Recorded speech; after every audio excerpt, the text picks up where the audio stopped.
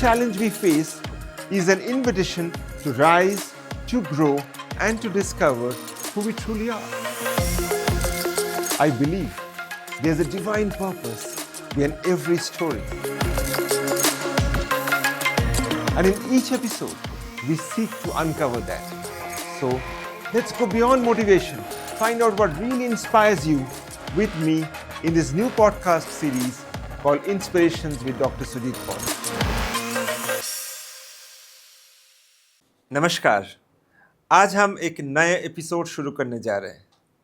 वो है inspiration with doctor Sujit Paul. ये एपिसोड में you will get audiences, you will get spectators, you will get leaders, you will get eminent personalities from across different facets that would not only inspire you, but that will make you awestruck to understand what it makes to become great leaders. Inspiration with Dr. Sujit Paul is one such entire episode series that would take you to the next journey to understand what it makes to be a continuous performer on the successful journey of life. I'm delighted to have Dr. Samir Bhatti on stage with us. Namaskar, Samir Bhatti ji. Thank you. Thank you so much for gracing us in this set. I'll straight off start with the first question. You have such a vast experience in healthcare sector. आपका हिसाब से, how in India we can actually build that healthcare that is really needed for India? First of all, thanks for having me on your show. Thank you so much. Indian healthcare system की अगर हम बात करें तो ये एक dynamic system है. Specifically मैं बात करूँ तो यहाँ पर प्रिवेंटिव हेल्थ केयर का सबसे ज़्यादा शॉर्टेज है. Because overall health care ecosystem देखें, यहाँ पर डिज़ीज़ का अगर हम बाइफर्केशन देखें तो आपका NCDs सबसे ज़्यादा है, मतलब जो नॉन कम्युनिकेबल डिज़ीज़ है, लाइफस्टाइल रिलेटेड डिज़ीज़. अभी देखें तो इंडिया में हम मेटाबॉलिक डिज़ीज़ का हब बन चुके हैं, जिसमें कार्डियक डिज़ीज़ की आप बात करें, हार्ट अटैक जो कि यंगस्टर्स में काफ़ी ज़्यादा बढ़ रहे हैं, डायबिटीज़ की हम कैपिटल बन रहे हैं. So one part is NCDs. जो पहले से चैलेंज चल रहा था इंडिया में वो था आपका कम्युनिकेबल डिज़ीज़ का, जिसमें ट्यूबरकुलोसिस की बात कर लें. अभी ट्यूबरकुलोसिस के लिए इंडिया में काफ़ी ज़्यादा ऑलरेडी TB इरेडिकेशन के प्रोग्राम्स चल रहे हैं. और उसके साथ साथ अगर हम देखें तो जो एक्यूट इलनेस है, जैसे बात करें रोड ट्रैफिक एक्सीडेंट और अदर एक्यूट चीज़ें, तो तीनों ही साथ के साथ चल रही है. जो हमारा पहले कम्युनिकेबल डिज़ीज़ का ग्राफ था वो तो काफ़ी ज़्यादा बढ़ ही रहा था, बट अभी साथ के साथ नॉन कम्युनिकेबल डिज़ीज़ भी साथ के साथ इंक्रीज़ हो रही है. तो थोड़ा सा ये वाला चैलेंजिंग पार्ट है कि हम जितनी भी अभी स्ट्रैटेजीज़ बना रहे हैं वो कम्युनिकेबल डिज़ीज़ पर बना रहे हैं, बट साथ के साथ अगर हम नॉन कम्युनिकेबल डिज़ीज़ के प्रिवेंशन के ऊपर भी ध्यान देंगे तो काफ़ी हद तक हम जो डिज़ीज़ का बर्डन है उसको कम कर सकते हैं. राइट, शुक्रिया. Thank you. What are your thoughts on the current state of India's healthcare system and what changes would you like to see? आपका हिसाब से आपको क्या लगता है क्या क्या जगह पे हम लोग को वो परिवर्तन करना चाहिए ताकि 1947 is long time ago, when we have got the freedom and we have come a long way ahead. So what are those critical changes which the policymakers need to do to build not only a sustainable healthcare but a healthcare that will be of genuine help to the people? So Indian healthcare system की अगर हम बात करें, and if I'll talk about pre-pandemic and post-pandemic, pandemic में what we have realised कि government के पास अगर हम देखें तो इंफ्रास्ट्रक्चर्स है, लाइक गवर्नमेंट का डीप पेनिट्रेशन है. हमारे primary health centres, community health centres, district hospitals, medical colleges, तो इंफ्रास्ट्रक्चर तो है. गवर्नमेंट के पास जो प्रॉब्लम है वो है मैन पावर की. स्पेसिफिकली प्राइवेट में अगर देखें तो प्राइवेट सेक्टर्स की जो स्ट्रेंथ है, उनके पास अच्छा मैन पावर अवेलेबल है, उनके पास सुपर स्पेशलिस्ट सर्विसेज अवेलेबल है, रिसोर्सेज का कोई चैलेंजेस नहीं है. तो यहाँ पर अगर थोड़ा PPP मॉडल पे हम ज़्यादा फोकस करें, पब्लिक प्राइवेट पार्टनरशिप, तो उसमें जो गवर्नमेंट के पास जितना इंफ्रास्ट्रक्चर्स जो कि डीप पेनिट्रेट कर रहा है विलेजेस में, वहाँ पर अगर प्राइवेट सेक्टर के साथ कोलैब करके और वहाँ पर अच्छी सर्विसेज प्रोवाइड कर सके, उसमें ज़्यादा बेटर रहता है कि जैसे हम टेलीमेडिसिन का उपयोग कर सकते हैं, जो कि कोविड के अंदर हमने देखा था, खास तौर पे टेलीमेडिसिन काफ़ी ज़्यादा हेल्पफुल रहा था। इसके अलावा अगर हम देखें तो नेशनल एसेंशियल डायग्नोस्टिक की एक लिस्ट अभी आईसीएमआर ने प्रोवाइड की थी कि आपको ये वाली diagnostic services community health centres में अवेलेबल होनी चाहिए। तो उसके लिए भी वो प्राइवेट पार्टनर्स के साथ कोलैबोरेट कर कर वहाँ पर वो एसेंशियल डायग्नोस्टिक सर्विसेज दे सकते हैं, ताकि हमारे जो डिस्ट्रिक्ट हॉस्पिटल्स पे बर्डन है या जो मेडिकल कॉलेजेस पे बर्डन है वो काफ़ी हद तक हमारे जो प्राइमरी हेल्थ सेंटर्स या कम्युनिटी हेल्थ सेंटर्स है वहाँ पर उसको डिसेंट्रलाइज्ड कर सकते हैं। और इसके लिए जो रिसोर्सेज की प्रॉब्लम है, खास तौर पे हेल्थ केयर जो आपके मैन पावर है उसमें सबसे ज़्यादा जो चैलेंज है वो हमारे पैरामेडिकल स्टाफ को लेकर चैलेंज है। पैरामेडिकल स्टाफ को अगर जितना हो सके हम वहीं पर ही ट्रेन कर सके, जैसे हमारे जो कम्युनिटी हेल्थ सेंटर्स हैं या जो अभी हमारे वेलनेस सेंटर्स हैं गवर्नमेंट ऑफ इंडिया के, तो उनके अंदर अगर हम कुछ स्किल डेवलपमेंट वाले कोर्सेज शुरू कर सके ताकि जो मैन पावर वाली चैलेंज है उसको ठीक तरीके से हम मतलब फुलफिल कर सकें। ज़्यादातर चैलेंज होता क्या है कि जो पैरामेडिकल स्टाफ है वो मेट्रोपॉलिटन सिटीज़ से या बड़े शहरों से छोटे शहरों में जाते नहीं है काम करने के लिए। तो छोटे शहरों के ही जो हमारे युवा हैं उनको अगर वहीं पर ही ट्रेन किया जा सके, उनको स्किल ट्रेनिंग वहीं दी जा सके और वहीं पर ही उनको एम्प्लॉयमेंट दे सके और वहीं पर उनको प्लेस कर सकें, तो काफ़ी हद तक जो मैन पावर वाला चैलेंज है, ख़ास तौर पे जो स्किल्ड मैन पावर आपका पैरामेडिक्स की ज़रूरत है वो फुलफ़िल की जा सकती है। हम लोग डाइट का बात करते हैं because India at large if you see that there is a huge story unfolding of malnutrition. Diet exercise हम लोग बात करते रहते हैं, बट आपके विचार से what do you think is the role that Indian population should play or the government body should play on healthcare screening? आपका क्या विचार है इसमें? सो हेल्थ केयर स्क्रीनिंग या जितना भी अभी रिसर्च आई है डाइट को लेकर, डाइट में अभी हम कुछ टाइम पहले बात करते थे मेल न्यूट्रिशंस की, बट अभी राइट न्यूट्रिशन वाला चैलेंज है काफ़ी। और जैसा हम भी हेल्थ केयर में है काफ़ी टाइम, जब हम स्क्रीनिंग करते हैं तो इंडियन पॉपुलेशन में ख़ास तौर पे डेफिशिएंसीज बहुत ज़्यादा मिलती है कई तरह के न्यूट्रिशंस की। जैसे हम बात करें विटामिन डी, B12 डेफिशिएंसी सबसे ज़्यादा है। इसके अलावा अगर हम देखें तो प्रोटीन डेफिशिएंसी काफ़ी ज़्यादा, और जितनी भी रिसर्च है वो शो करती है कि इंडिया में जितनी हमारी पॉपुलेशन है, इवन यंग पॉपुलेशन भी है, उनके अंदर प्रोटीन डेफिशिएंसीज काफ़ी ज़्यादा है। तो ओवरऑल डाइट की जैसे हम बात करें तो खाने के अंदर हमारे ज़्यादा कार्बोहाइड्रेट रहता है, ज़्यादा आपका फैट रहता है। फैट के लिए अभी जैसे पीएम ने बात भी किया था कि भाई 10% आपको फैट रिडक्शन करना है, ऑयल रिडक्शन करना है।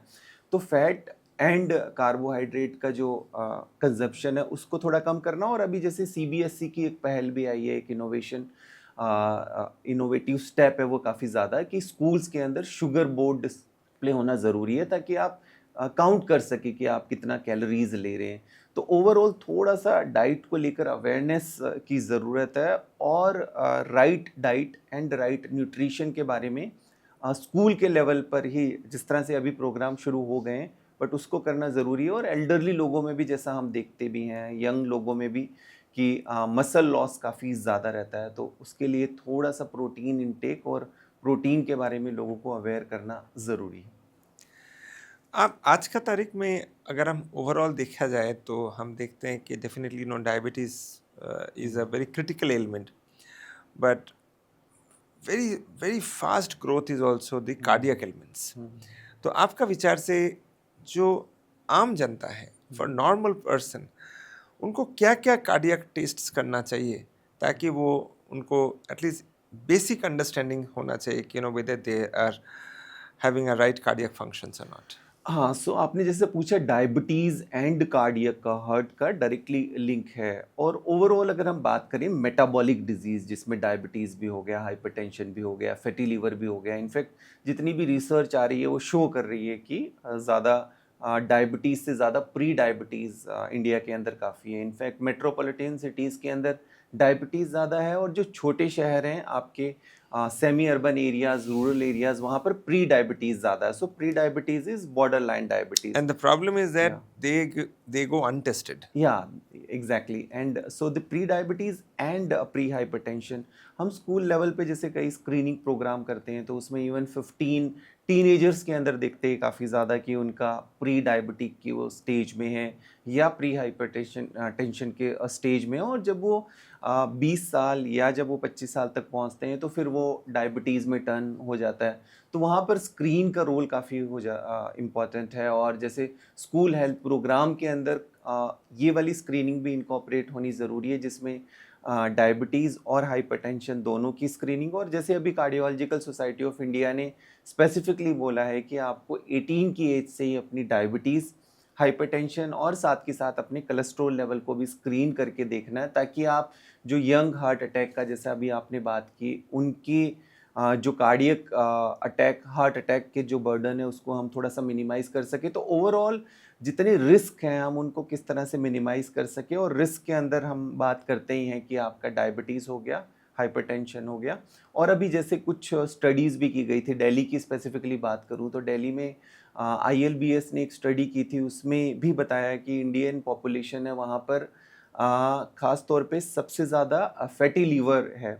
फैटी लीवर में भी बात करें तो ओवरऑल इन जनरल हमारी ओबेसिटी होती नहीं है, बट एब्डोमिनल ओबेसिटी काफ़ी ज़्यादा है. तो एब्डोमिनल ओबेसिटी भी उतनी ही ज़्यादा हार्मफुल है जितना अगर हम ओवरऑल ओबेसिटी की बात करें. So could you give some few common tests for or to assess cardiovascular risks to our audience, so that when the audience sees it, they will know at least, okay, ठीक है, this 2, 3, 4 tests they can do to kind of assess their cardiovascular risks. हाँ, सो right test right time पे होना important है. कई बार हम test conduct करा लेते हैं बट उन टेस्ट का कोई रेलेवेंस नहीं होता.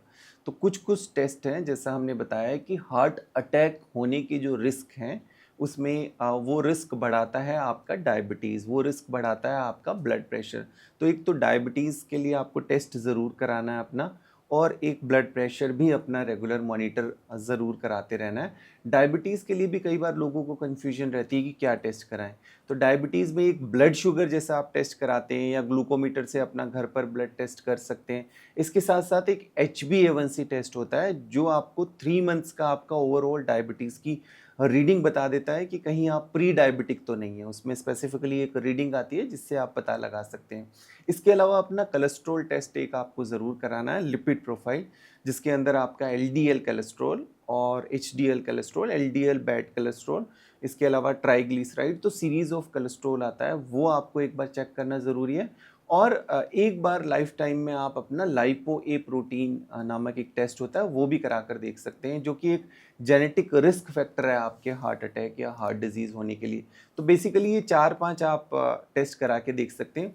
इसके अलावा फिर आपका अगर फैमिली हिस्ट्री है कोई कि फैमिली में अर्ली एज के अंदर हार्ट अटैक आया है या कार्डियक अरेस्ट, ऐसी कोई हिस्ट्री रही है, मतलब आपके यंग एज में आपके फैमिली में किसी को भी, ब्रदर सिस्टर को, मदर फादर को ऐसा हार्ट अटैक आया हो 50 से पहले, तो आपको थोड़े से और टेस्ट कराने की ज़रूरत पड़ सकती है, जिसको हम इकोकार्डियोग्राफी कहते हैं. इको से आपके हार्ट के फंक्शन का पता चल जाता है. इसके अलावा जैसे आप 30s में पहुंचते हैं, जो 30s वाली एज है वो थोड़ी काफ़ी ज़्यादा, मतलब उसमें कई तरह के प्रेशर्स होते हैं कि आपकी मैरिज हुई होती है, उस समय आप बिज़नेस में एंटर कर रहे होते हैं या फिर आप किसी जॉब में एंटर कर रहे होते हैं. तो एक सैंडविच तरह की लाइफस्टाइल होती है कि आपके ऊपर आपका खुद का अपना प्रेशर है, आपको अपने बिजनेस को इस्टेब्लिश करना है, आपके ऊपर फैमिली का प्रेशर है, आपके पास अपने एल्डरली पेरेंट्स का प्रेशर है. तो वो काफ़ी वनरेबल पॉपुलेशन right. होती है. तो वहाँ पर थोड़े से आपको एडवांस टेस्ट जैसे CT कोरोनरी एंजियोग्राफी टेस्ट अगर आपके डॉक्टर आपको सजेस्ट करते हैं तो वो करा कर देख सकते हैं. उससे ये पता चल जाता है कि आपके कोरोनरी आर्टरीज जो हार्ट को ब्लड सप्लाई कर रही है वहाँ पर कोई ब्लॉकेज है कि नहीं है तो कितना % ब्लॉकेज है, ताकि आप टाइम रहते हुए उसको ट्रीट करके उसको करेक्ट कर सकते हैं. Right. So in fact audience need to understand, जो भी देख रही है शो, कि these tests are very very important. In fact, there's a new terminology that is coming up, diabetes and obesity put together, diabesity. So you know, test सही time पे करना बहुत ज़्यादा महत्वपूर्ण होता है. So I will come to the next thing, the physical elements जो बाहर से दिखते हैं वो एक चीज़ होता है, देयर आर ऑल्सो एलिमेंट्स जो बाहर से इंस्टेंटली दिखते नहीं है, which are the mental disorders or stress or those kind of things. So, how do you see the stress management happening in India? आप इस फील्ड से जुड़े हुए हैं, जी आप क्या देख रहे हैं कि जो स्ट्रेस होता है, जो जो स्ट्रेस मैनेजमेंट का जो थियरी एंड मूवमेंट होता है, आपका विचार से अभी आप क्या देख रहे हैं, और आप ये भी बताइए कि what should be done as per you to handle stress better in youngsters? Right तो ओवरऑल अगर हम मेंटल हेल्थ की इंडिया में बात करें स्पेसिफिकली, तो मेंटल हेल्थ के बारे में बहुत ज़्यादा हम डिस्कशंस करते नहीं हैं। जैसे फिज़िकल हेल्थ के बारे में बात होती है, बट इन जनरल अगर हम डिज़ीज़ को लिंक करें, हमारी पैथोलॉजी किसी भी तरह की को लिंक करें, तो आपका सारा ज़्यादातर हम देखें तो ब्रेन माइंड से ही शुरू होता है। कि हम बात करें कि आपका Right, साइको से right. न्यूरो एंड न्यूरो से एंडोक्राइन, मतलब आपका हार्मोनल सिस्टम अफेक्ट होगा और उसके बाद आपकी इम्यूनिटी इफेक्ट होगी। तो ओवरऑल हम ऐसा डिफरेंशिएट नहीं कर सकते कि मेंटल हेल्थ इश्यूज़ का आपका फिजिकल हेल्थ पर इफेक्ट नहीं पड़ेगा। तो एक first thing is this, and another thing is कि मेंटल हेल्थ को लेकर कोई बहुत ज़्यादा हमारे डिस्कशंस किया नहीं जाता। ज़्यादातर हम एक या दो चीज़ों पे बात कर लेते हैं कि एंग्जाइटी है, डिप्रेशन है, बट इसके अलावा भी मेंटल हेल्थ इश्यूज़ कई तरह के होते हैं जो अनडाइग्नोस्ड रहते हैं कई बार। तो एक तो इसके ऊपर डिस्कशंस होनी बहुत ज़रूरी है। हालांकि इसमें गवर्नमेंट ने भी कुछ इनिशिएटिव लिए हैं, जैसे टेली मानस करके हेल्पलाइन शुरू की थी। अभी भी वो हेल्पलाइन चल रही है, बट उसमें देखते हैं कि काफ़ी ज़्यादा कॉल्स लैंड कर रही हैं, बट अभी भी फिर भी मैं समझता हूँ कि थोड़ा सा इसके ऊपर और ज़्यादा अवेयरनेस की ज़रूरत है। इसके अलावा अगर हम बात करें तो जो आपका जितनी भी मैंने मेटाबॉलिक डिजीज़ की बात की है, उनका तो डायरेक्टली लिंक्ड है आपका स्ट्रेस से। कि स्ट्रेस से अगर हम बात करें तो स्ट्रेस बॉडी के अंदर कई तरह की इस तरह इन्फ्लेमेटरी रिस्पॉन्स क्रिएट करती है, जो आपका डायरेक्टली लिंक है हार्ट Right. अटैक, डायबिटीज़ या फिर ओबेसिटी से। So, you people see a lot of this kind of uh, patients walking into the clinics. What recommendation will you give to the youngsters if you have to suggest to them how they can reduce the mental stress? आपका क्या सुझाव रहेगा उसमें? Right so सबसे important इसके अंदर ये है कि एक बार आपको अपने ट्रिगर्स को अंडरस्टैंड करना है, बिकॉज सबसे इम्पॉर्टेंट क्या होता है कि हम यंग अडल्ट्स की बात करें, इनफैक्ट आजकल जैन जी या टीनेजर्स की भी बात करें, तो एक टर्म होता है जिसमें हम सेल्फ अवेयरनेस की बात करते हैं। तो थोड़ा सा उनको अपने बारे में पता नहीं होता कि क्या ऐसी चीज़ें जो मुझे बहुत ज़्यादा ट्रिगर कर रही है। अभी स्पेसिफिकली हम बात करें तो ज़्यादातर जो चैलेंज आ रहा है, और इनफैक्ट जितनी भी रिसर्च शो कर रही है कि इंडिया में हमारा जो यूथ है ख़ास तौर पे, और इवन जैन जी भी स्लीप डिप्राइव्ड काफ़ी ज़्यादा है। तो एक तो हम स्लीप को स्ट्रेस से बिल्कुल लिंक करते हैं कि कई बार हम कम सोते हैं, तो कम सोते हैं उसको भी हम थोड़ा एक सेंस ऑफ प्राउड फील करते हैं कि मैं तो कम ही सोता हूँ, 2 घंटे सोता हूँ या 4 घंटे। तो स्ट्रेस का डायरेक्टली लिंक्ड है आपकी मेंटल हेल्थ से। दूसरा, कुछ कुछ चीज़ें आपको ज़रूर आपके डेली लाइफस्टाइल में इनकॉर्पोरेट करना ज़रूरी है, जिसमें हम चलिए फिज़िकल हेल्थ के लिए हम एक्सरसाइज की बात करते हैं, बट साथ के साथ मेंटल हेल्थ के लिए भी कुछ चीज़ें इनकॉर्पोरेट करना ज़रूरी है, जिसमें आप मेडिटेशन कर सकते हैं, आप ब्रीदिंग ब्रेथ वर्क कर सकते हैं।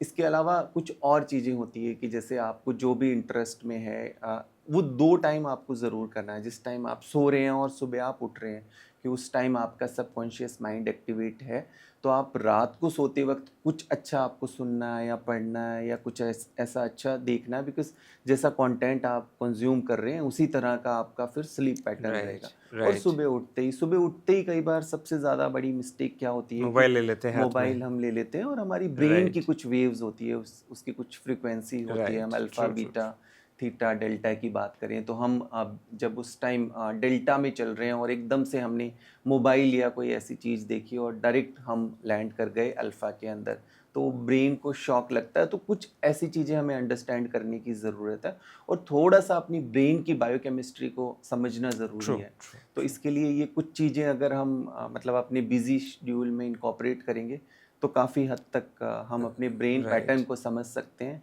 और और थोड़ा थोड़ा इम्प्रूवमेंट्स विल एक्चुअली थोड़ा टेक थोड़ा इट, या सही एग्जैक्टली, बात है। Yes yes. तो आपका विचार से क्या लगता है, what role do you think policy and legislation can play in promoting public health in India? तो पब्लिक हेल्थ प्रमोट करने के लिए आपको क्या लगता है, पॉलिसी और लेजिस्लेशन कितना इम्पैक्ट कर सकते हैं? हाँ, सो इसमें बहुत ज़रूरी है, जैसे मैंने आपको बताया है कि कुछ कुछ चीज़ें हैं जहाँ पर गवर्नमेंट का इंटरवेंशन बहुत ज़्यादा ज़रूरी है, ख़ास तौर पे कि जो गवर्नमेंट हेल्थ केयर में जितना भी इंफ्रास्ट्रक्चर और मैन पावर की जो चीज़ें लैक कर रही है, वो जब तक पीपीपी मॉडल को हम ठीक तरीके से इम्प्लीमेंट नहीं करेंगे, तब तक उन चीज़ों को, उस गैप को फुलफ़िल करना काफ़ी मुश्किल होगा। मुश्किल होगा। बट यहाँ पर एक चैलेंज जो सबसे बड़ा और आ जाता है, वो ये आ जाता है कि कई बार पब्लिक प्राइवेट पार्टनरशिप इस तरह के जेवीज बन जाते हैं, बट लोग अगर हम प्राइवेट पार्टनर्स की भी बात करें तो वो इस वजह से बहुत ज़्यादा इंटरेस्ट लेते नहीं हैं कि कई बार उनको ऑपरेशनली कई तरह के ऐसे चैलेंजेस सही आते बात हैं, है, हाँ। या अगर हम पेमेंट्स वगैरह को लेकर बात करें तो उस तरह के कई चैलेंज आते हैं। तो उन चीज़ों को भी एड्रेस करने के लिए पॉलिसीज़ में कुछ इंटरवेंशन होनी चाहिए, ताकि ज़्यादा से ज़्यादा प्राइवेट पार्टनर इस तरह के पीपीपी मॉडल में पार्टिसिपेट कर ट्रू, सकें। ट्रू। जो युवा समाज है, जो यंग यूथ है, जो हमारा दर्शक है, what suggestion would you like to give to them if they want to come and make a career in public health? आपका क्या सुझाव रहेगा? सो अभी जैसे हमने देखा है कि पोस्ट पैंडमिक पब्लिक हेल्थ की काफ़ी ज़्यादा डिमांड बढ़ी है, एंड इनफैक्ट अगर हम बात करें यूरोपियन कंट्रीज़ की, तो वहाँ पर पब्लिक हेल्थ को लेकर काफ़ी चीज़ें, क्योंकि पब्लिक हेल्थ का इन जनरल हम देखें तो प्रिवेंशन से लेकर, डिजीज़ प्रिवेंशन से लेकर, और जैसा मैंने बात की ख़ास तौर पे इंडिया स्पेसिफिक अगर हम बात करें तो यहाँ पर communicable and non communicable disease का सही दोनों बात है, का राइट। ग्राफ बढ़ रहा है। तो इसमें अब आगे आने वाले टाइम के अंदर काफ़ी ज़्यादा स्कोप है, ख़ास तौर पे पब्लिक हेल्थ के अंदर। और जैसा स्पेसिफिकली अगर हम बात करें तो semi urban areas and rural areas में जिस तरह से हेल्थ केयर इंफ्रास्ट्रक्चर्स की काफ़ी ज़्यादा शॉर्टेज है, तो वहाँ पर पब्लिक हेल्थ केयर का रोल इस तरह से आ जाता है कि जितना डेटा हमारे पास होगा, क्योंकि स्पेसिफिकली अगर हम बात करें तो इंडिया में डेटा हमारे पास उस तरह से अवेलेबल नहीं है जिस डेटा के बेस के ऊपर हम काम कर कर अपनी पॉलिसीज़ इंटरवेंशन कर सकें। तो जितने हमारे पास पब्लिक हेल्थ एक्सपर्ट होंगे और डेटा कलेक्ट होगा, तो उतना हम राइट वे में ठीक तरीके से हमारी जो हेल्थ सिस्टम है उसमें इंटरवेंशन कर सकते हैं Right. और डिजीज़ के बर्डन को कम कर सकते I हैं। will put one last question, which is very pertinent and important question for India. We have gained freedom in 1947. It's a very long, long year ahead. Why do you think we are still far behind in healthcare ecosystem management from the advanced countries? There are countries who are way ahead of us. हम लोग जब भी compare करते हैं, we compare with much lower countries, but that should not be the comparison index. We should compare with countries who have progressed much ahead of us. But ज़्यादातर जगह पे हम लोग बोलते नहीं, हमारा मेडिकल टूरिज्म बहुत बढ़िया कर रहे हैं, हम ये कर रहे हैं, हम इतना एंजियोप्लास्टिक कर रहे हैं, इतना एंजियोग्राफी कर रहे हैं, इतना TKR THR कर रहे हैं, because our comparison benchmarks that we do is not with the big boys. We try to compare with the not so good boys. So what do you think is missing, and what should be done genuinely to build the right infrastructure of Indian healthcare ecosystem? Right. So India का अगर हम health care system का comparison करें तो कई बार हम European countries से कर नहीं सकते। एक तो पॉपुलेशन की अगर हम बात करें, डाइवर्सिफिकेशन की नहीं, मुझे बात ये करें। जानना है कि आपका विचार से क्या करना चाहिए। See this programme inspiration with doctor Sujit Paul is where we try to make it very simple. We try to build and bring true value to the audience, so that audience, if they want to know that what should be exactly done, top 3 things where India can actually make a mark in healthcare. So first thing is, अगर हम divide करें India का overall system की semi urban areas, rural areas and metropolitan cities, तो metropolitan cities में overall अभी फिर भी थोड़ा comparatively better health care system है। तो सबसे पहले काम करना पड़ेगा सेमी अर्बन एरियाज़ के अंदर, सेमी अर्बन एरिया के साथ साथ रूरल एरियाज़ में, और जो already health care infrastructures available हैं उसमें जो गैप एनालिसिस हम देख रहे हैं, उस गैप एनालिसिस को अगर हम स्ट्रेंथन करें, क्योंकि अगर हम बात करें, जैसा हमने अभी बिगनिंग में बात की थी कि हमारे पास गांव के अंदर भी और जो सेमी अर्बन एरियाज़ है वहाँ पर भी हेल्थ केयर इंफ्रास्ट्रक्चर अवेलेबल है, बट कहीं ना कहीं वहाँ पर सर्विसेज की कमी है कि जैसे इक्विपमेंट है तो इक्विपमेंट की फंक्शनिंग नहीं है, तो वहाँ पर सबसे बड़ा रोल अगर इमीडिएटली अगर ऐसा कुछ इंटरवेंशन हो तो उसमें प्राइवेट पार्टनर्स का रोल काफ़ी इम्पोर्टेंट रह सकता है।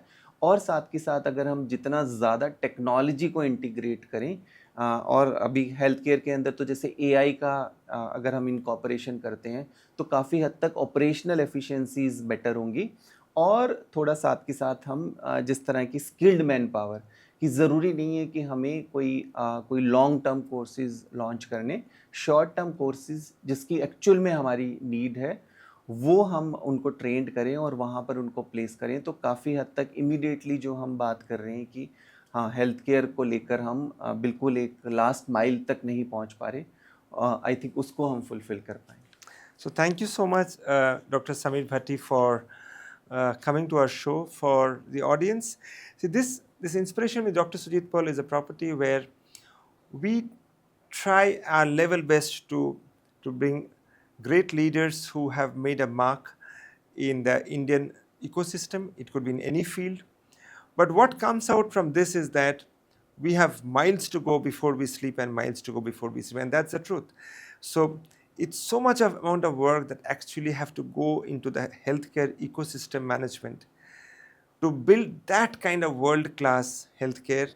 So private companies need to come ahead. They need to work with government very closely. We need to utilize technology well. We need to embrace the people well. But I think what's more important is that we have to build a good, genuine healthcare that will serve the mass for India. Thank you so much for being in this show, and wait for the next episode ahead. Thank you. Thank you so Thank much. you, sir.